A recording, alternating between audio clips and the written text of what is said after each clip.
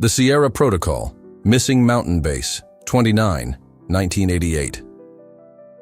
The first sign, something was wrong, came at 03:47 hours on November 12, 1988, when Mountain Base 29 missed its scheduled check-in. Located deep within California's Sierra Nevada range, the classified research facility had maintained perfect communication protocols for over 2 decades.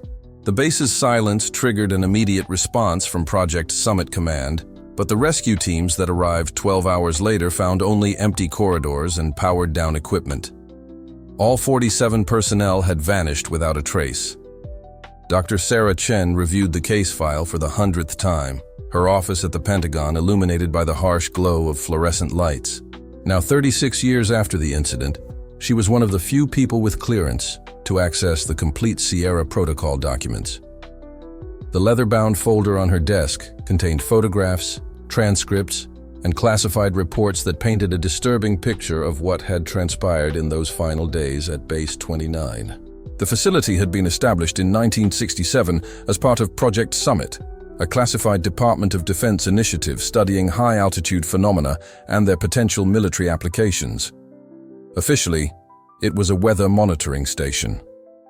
In reality, Base 29 housed some of the most advanced quantum research equipment of its era, including the experimental Q-bind array, a massive device designed to detect and potentially manipulate quantum entanglement at a macro scale. Dr. Robert Sullivan's research notes from November 1988 revealed mounting concerns about unusual readings from the Q-bind array. "The quantum signature we're detecting doesn't match any known pattern," he wrote on November 8th. "The entanglement field is orders of magnitude stronger than anything we've generated in the lab, and it appears to be naturally occurring. This shouldn't be possible at these elevations." Security Chief Marcus Torres had documented strange occurrences in the weeks leading up to the disappearance. His daily logs noted increasing reports of equipment malfunctions, unexplained sounds, and personnel experiencing severe disorientation. Private Cooper spent 6 hours convinced it was Tuesday, May 3, 1982, read one entry. When shown current date evidence, he became highly agitated. Medical has him under observation. The most compelling evidence came from Dr. Elena Rodriguez, the base's theoretical physicist. Her final report, transmitted just hours before the facility went dark, contained complex calculations suggesting they had detected a naturally occurring quantum anomaly in the mountain itself. "The data indicates some form of temporal instability," she wrote. "The quantum states we're measuring appear to exist simultaneously across multiple timeframes. If my calculations are correct, the effect is expanding."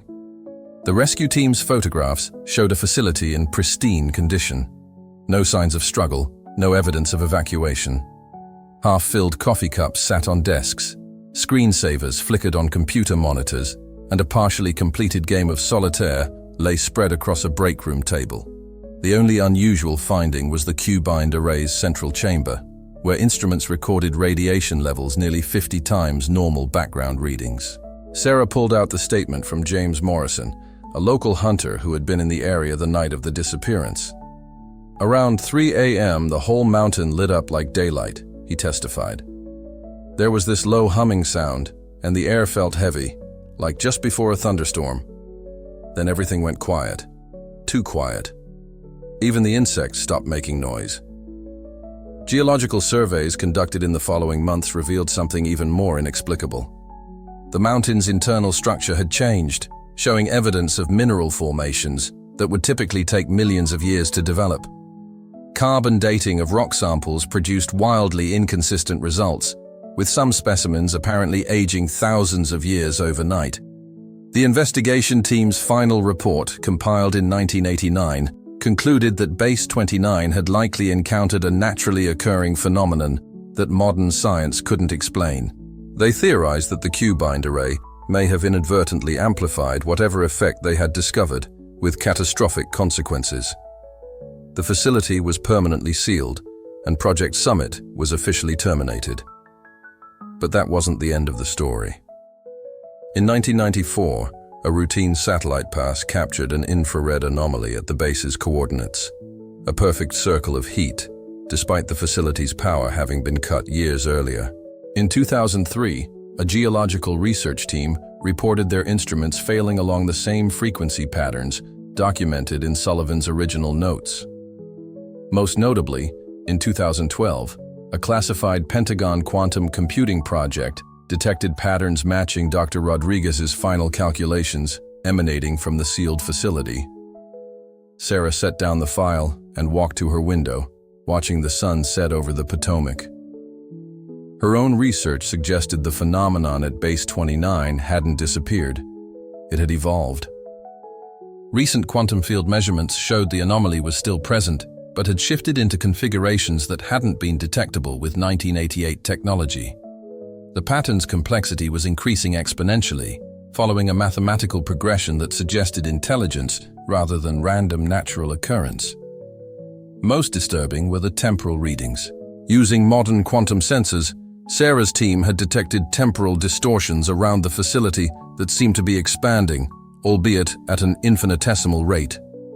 The disappearance of Base 29's personnel might not have been an endpoint, but rather the beginning of something far more profound. The latest satellite imagery showed the sealed facility exactly as it had been left in 1988, undisturbed by decades of harsh mountain winters. But thermal scans revealed temperature variations forming precise geometric patterns throughout the structure, and quantum field detectors registered activity that defied current scientific understanding. Sarah's classified report to the Joint Chiefs included a theory she barely dared to voice. Base 29 hadn't ceased to exist. It had shifted sideways in time, perhaps into multiple temporal coordinates simultaneously. The missing personnel might still be there, experiencing time at a different rate or across multiple timeframes concurrently.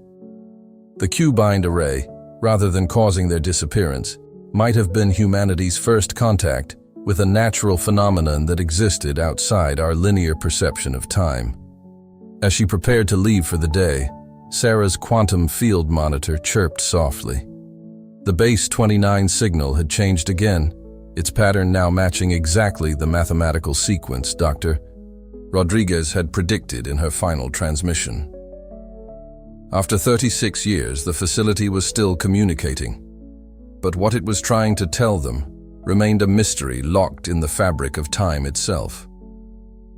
Back in the sealed facility, dust-covered monitors still glowed softly in the darkness, their screensavers eternal witnesses to a moment frozen between seconds.